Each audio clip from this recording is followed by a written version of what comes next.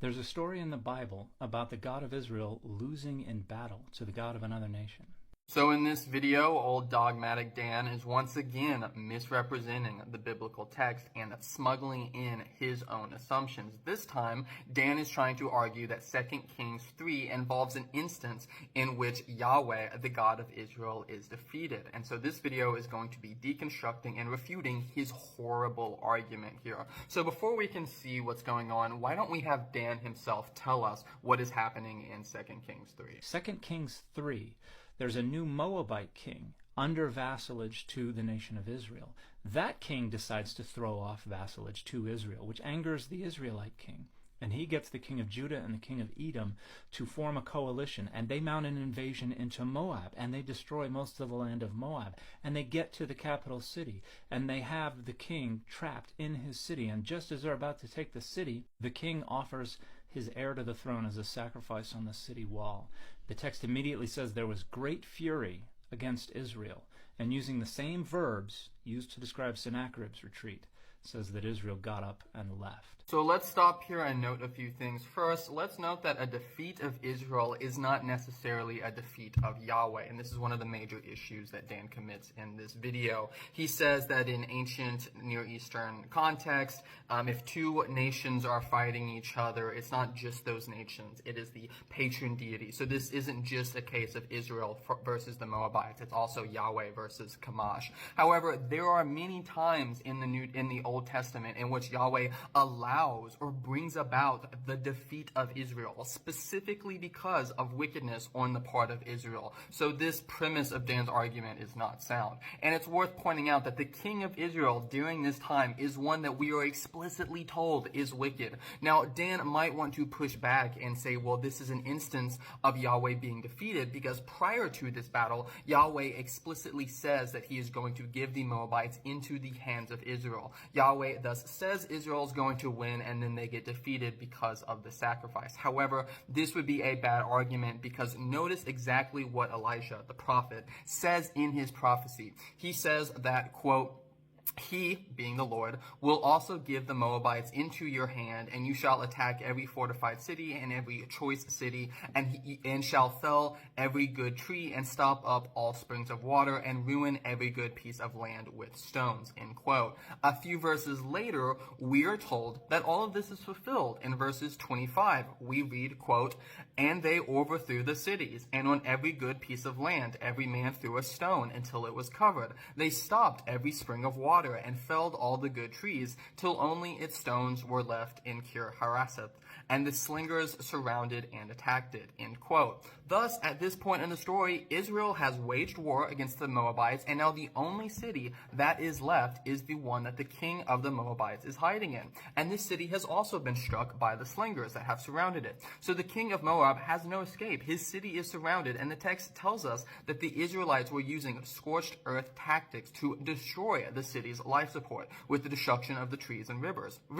The Moabite king is so desperate, he takes 700 men and he tries to break through the surrounding Israelite army, but that fails. It seems at this point that the prophecy which Yahweh gave through Elisha has been fulfilled. They overthrew the cities, they felled the trees, and they stopped up rivers. The Moabite king has now been holed up in the last city which they have surrounded.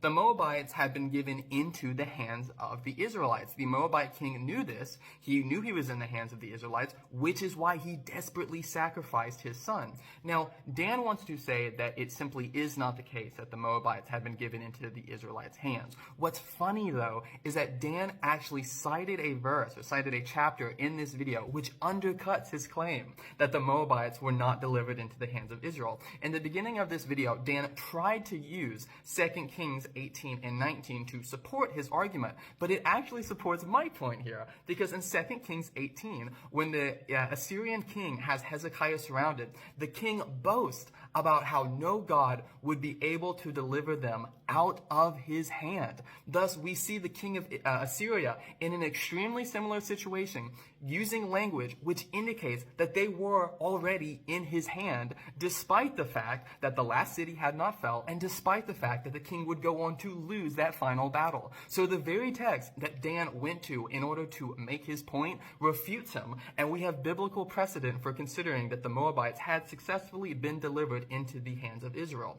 So at this point in the story, if the Israelites proceeded to be defeated, that would in no way, shape, or form constitute Yahweh being defeated. This was not a battle that Yahweh told them to go fight. Elijah didn't even want to give the king a prophecy about all of this. But there still is that pesky problem of the child sacrifice to the Moabite god. Let's see what Dan has to say about that. Now, the phrase great fury here, when it's used in historical narratives, only ever refers to divine fury. So it was a deity who caused Israel's retreat from Moab. So this is all correct. The wrath that comes against Israel does need to be understood as divine wrath. What deity could that have been?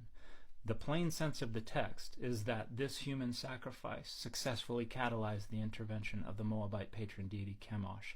There's no rational case to make that Adonai, the God of Israel, became angry with Israel and drove them out of Moab. And this is where we start to have problems. So there are two issues here. First, Dan is way too quick to say that there is no reasonable argument to be made that the wrath was from Yahweh. The text in question does not say that it is from Yahweh or Chemosh.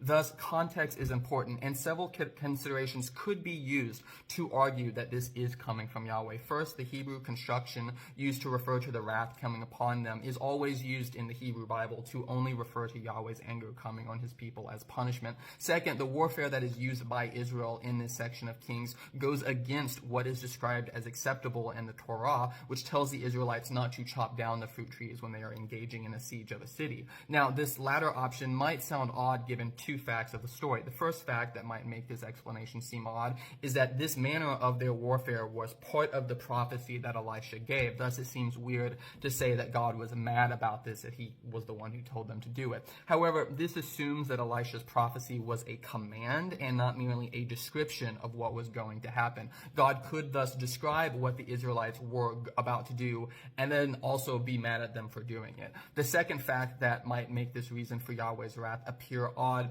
is that Yahweh's wrath comes upon the Israelites after the sacrifice. However, it's worth noting that Yahweh's wrath might come upon them at this point because it is at this point in which the effects of the Israelites' warfare on Moab were the most pronounced. If the Israelites were engaging in immoral warfare against the Moabites, and that immoral warfare manifests itself in this climactic sacrifice, which was public to all and was a result of that warfare, it doesn't seem too weird that this would be the point in the story in which God would reveal his wrath about all of this. Now, I mention all of this as a possibility because there is a significant amount of scholarly discussion on this passage, and Dan does not engage with any of it. He just ignores all of that data, and then he just presents his view as if it's the obvious one. Even if you think this data is not enough to justify thinking the wrath came from Yahweh, it is still misleading to say that there are no grounds for an argument here because there are many scholars who have argued along the lines that I just argued and who have argued that the wrath came from Yahweh.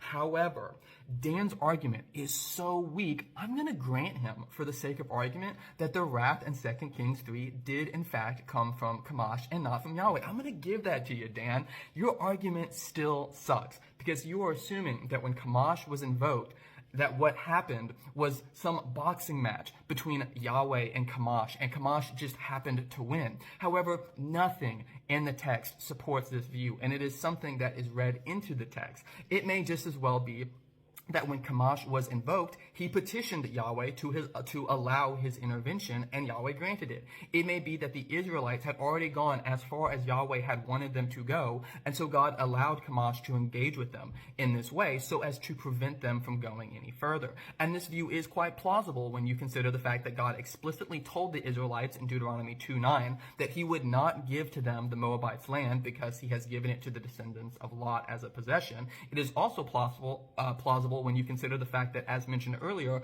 the current king of Israel throughout this is wicked, is a son of Ahab, which renders him cursed. He engaged in warfare that violates Torah, and so on. Or it may just be that Yahweh wanted the Moabites to continue existing for completely different unknown reasons. However, the interpretation I just gave is completely consistent with the image that we get in the Old Testament of Yahweh sitting in the council of the gods and being the one who rules over the divine council. This interpretation I just gave of Yahweh allowing Chemosh to do his thing is to be preferred over Dan's interpretation, because my view is consistent with the overarching message of the Hebrew Bible, which includes the pathetic impotence of foreign gods and Yahweh's supremacy over them.